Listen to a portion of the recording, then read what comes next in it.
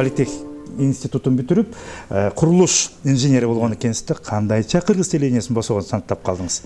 Мурат, адамдын өзүнүн жашоодо планы болот. Бирок Кудайдын планы менен дайым дал келе бербейт экен да.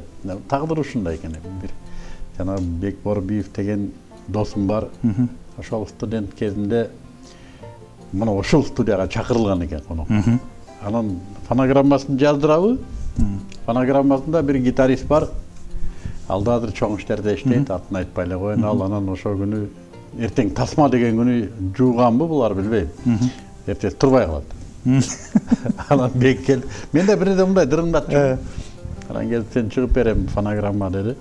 Анан мен келгем, кезем артка коюп коюшту. 8 дубль. Фон болду эле жөнө туруп бериңиз. 8 дубль тарттык. Анан маселе эмнеде? Берде бир айта кете турган нерсе, пультка кирдим мен. Пультка кирсем, кнопкалар, мониторлор өмүрүмдө көрбөгөн бир космос кораблиндей. Анан өзүмчө муну карап, техникалык ой жүгүрткөн адамга дароо эле бир нерсе система көрүнө калат. Ошентип атып эле анан камераларды таап алып, эме кылсам бир режиссер кирди. Режиссер экен көрсө кирип, "Эй, эмне кылып атасың бери?" дейт. Мыногу камераны мындайрака коюп, мыногусун мындай кылса, мыногу башкачараак болот экен.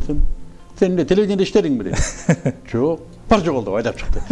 Бул Сагын Ниязалиева деген эже. Биздин эме. Анан Карифе режиссер эжебиз. Көрсөтүү маркум Болот Макетаевдин көрсөтүүсү экен, замандашпы деген көрсөтүү.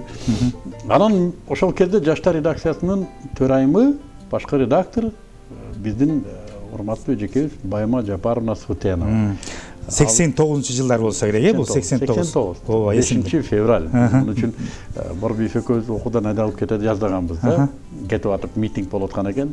Биринчи кыргыз тарыхындагы митинг, жанагы Ферганадан көчүп келген месхеттер боюнча ага катыша коюп, КГБ, СГБ иши кылып, ал өзүнчө бир тарых. Анан Байма Жапаровна ошо экрандан көргөн экен, көрүп билбейм, дилине салганбы же кандай жылып тетигин чакыргыла деп чакыртып, ошо менен калып калдык анан телевидение.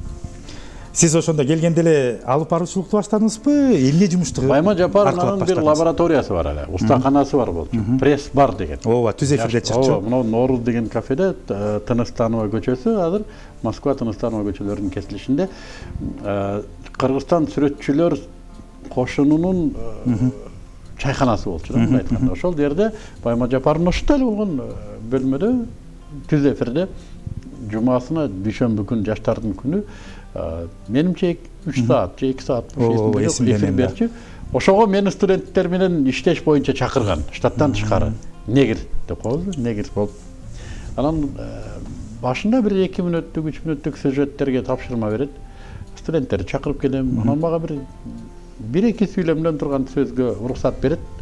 Алып баруучулук ошентип атып анан түз эфирден баштадык дейм. Ооба. Анан Байма эже дароо эле бир 20 мүнөттүк сюжетке берди. Ал кезде менмин деген журналисттерге менимче 5 мүнөттөн ашык бербейт. Ал кезде пленка менен иштечүбүз. Анан чыгып 20 мүнөттүк тартып келдим Жалал Абадтан.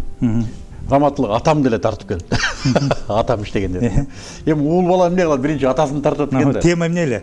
Тема Жалал Абадтагы студенттер.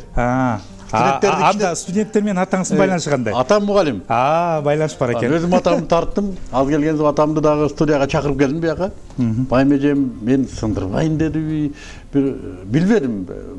Айдап чыкса болот да, бар атаң менен кет. Атаңдын үйү эле дегенде. Жок. Атам пленкадан да чыкты, эфирден да чыкты. Анан мени да айдаган жок. Демек, таттыктуу программа болсо керек да, Байма эже түшүндү да.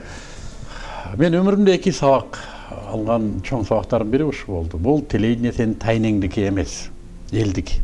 Мен ошо биринчи сабак ушу болду. Өзүм түшүндүм, экинчи мен экрандан үй бүлөм тууган уругум чыккан жок ошондон кийин.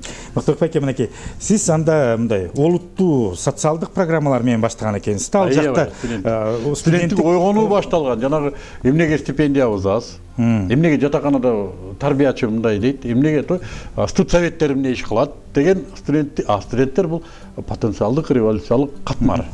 89-жылдар бул ойгонуштун башаты. Кайра куруу, Москванын Нилеви, ошонун баардыгы бизге келип чагылып аткан кез, мен айтат элем, социалдык гана эмес, бул саясий маселе болуп кетти. Дайым биз менен болуңуз.